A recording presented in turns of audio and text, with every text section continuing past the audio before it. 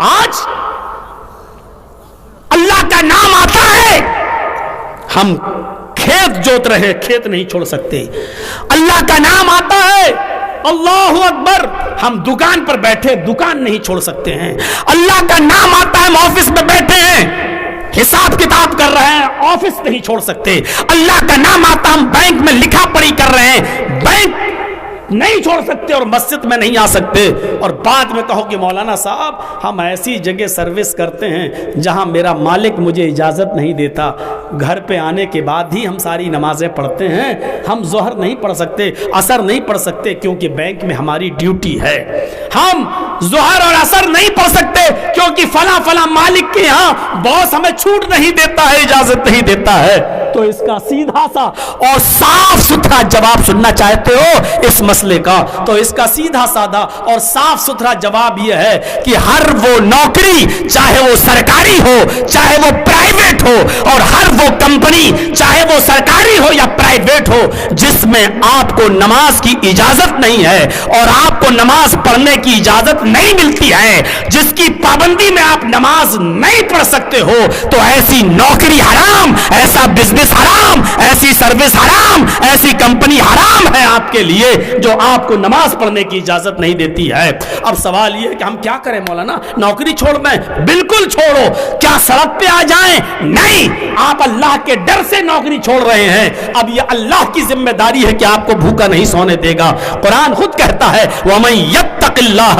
يَجْعَل لَّهُ مَخْرَجًا وَيَرْزُقْهُ مِنْ حَيْثُ لَا يَحْتَسِبُ، جو اللہ سے ڈرے گا اللہ اس کے لیے نکلنے کا راستہ بنا دے گا اور ایسی جگہ سے اس کو رزق دے گا جہاں بندے کا وہم و گمان بھی نہیں پہنچا ہوگا، اس نے سوچا بھی نہیں ہوگا۔ تو میرے پیارے ساتھیوں یاد رکھیے، کل سے یہ مسئلہ مت پوچھنا کہ مولانا صاحب بینک میں مینیجر ہوں، اگر نماز پڑھنے جاؤں تو بینک کا مینیجر ہمیں نکال دے گا، اس لیے ہم ظہر نہیں پڑھ سکتے، عصر نہیں پڑھ سکتے ہیں، کیا کریں؟ مولانا جرجیز کا جواب یہ ہے کہ ایسی بینک کی نوکری حرام ہے تیرے لیے، جو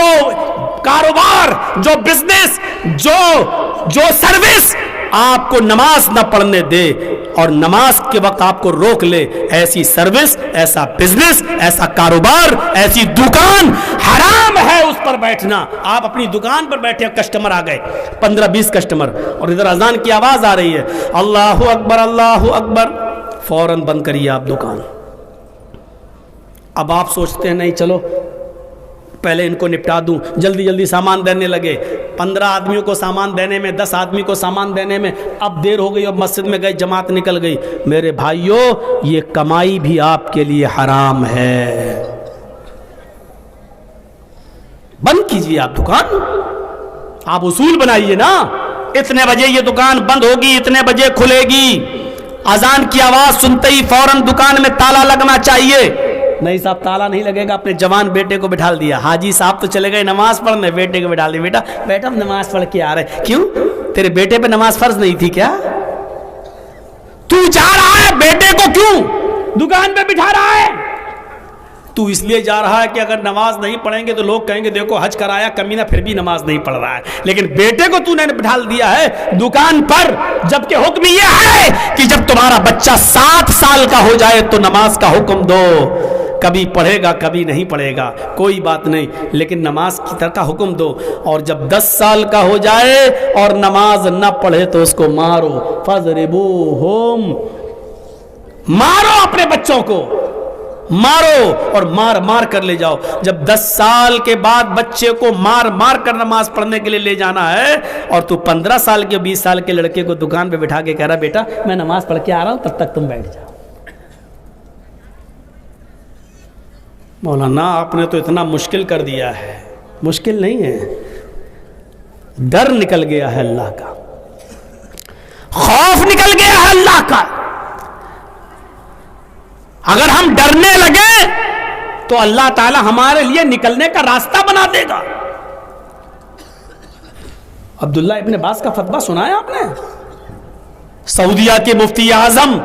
انتقال کر گئے، کسی عورت نے مسئلہ پوچھا، امام صاحب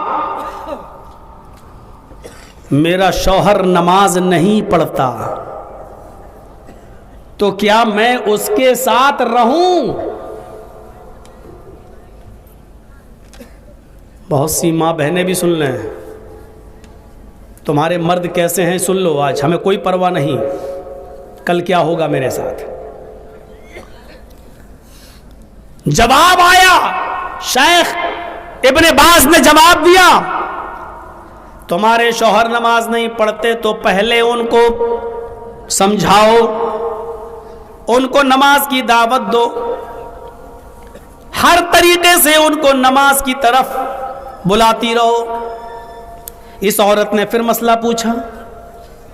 امام صاحب دعوت دیتے دیتے میں تھک گئی،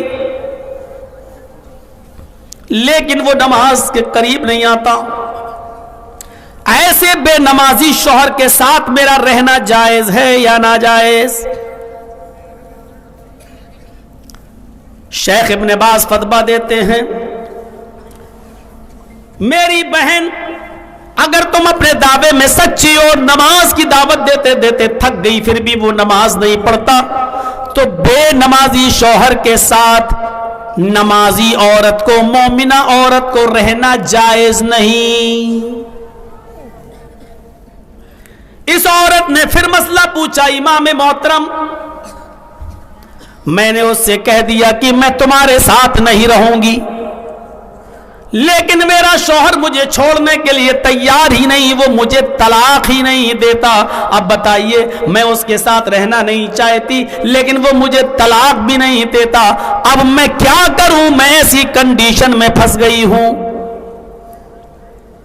ادھر سے جواب آتا ہے، میری بہن طلاق کی ضرورت ہی نہیں، اس لیے کہ بے نمازی مومن ہی نہیں، اور جب مومن نہیں تو نکاح ہی نہیں، یہ نکاح آٹومیٹک ٹوٹ گیا، یہ نکاح آٹومیٹک فسخ ہو گیا۔ میری بہن تم ایک عدت گزارو، یعنی ایک پیریڈ گزارو، ایک مہینے کا انتظار کرو، جب تم اپنے پیریڈ سے، اپنے منتھلی کورس سے، جو عورتوں کو مہینے میں پیریڈ آتا ہے، تم ایک پیریڈ سے جب پاک ہو جاؤ، نہا لو دھل لو، تو تم دوسرا نکاح کسی نیک اور دیندار مرد سے کر سکتی ہو۔ یہ نکاح اپنے آپ ٹوٹ گیا، وہ طلاق دے یا نہ دے یہ نکاح فسخ ہو چکا ہے، کیونکہ تمہارا شوہر بے نمازی ہے اور کوئی مومنہ عورت بے نمازی شوہر کے ساتھ نہیں رہ سکتی۔ کہیے صاحب اس فتوے پر اگر عمل کر لیا جائے تو کتنے لوگ ایسے ہوں گے اسی مجلس میں جن کے نکاح ٹوٹ چکے ہیں، فسخ ہو چکے ہیں۔ اگر ان کی نمازی عورتیں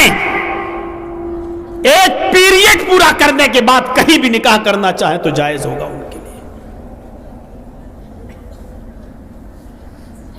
یہ چوچو کا مربع نہیں ہے اسلام کہ جو من میں آئے وہ کر لو، جو نہ آئے چھوڑ دو، جو پسند آئے وہ کریں گے، جو نہیں آئے گا نہیں کریں گے۔ میرے بھائیوں سوچو، اللہ کا نام آتا ہے کتنے لوگوں کے دل کانپتے ہیں، کتنے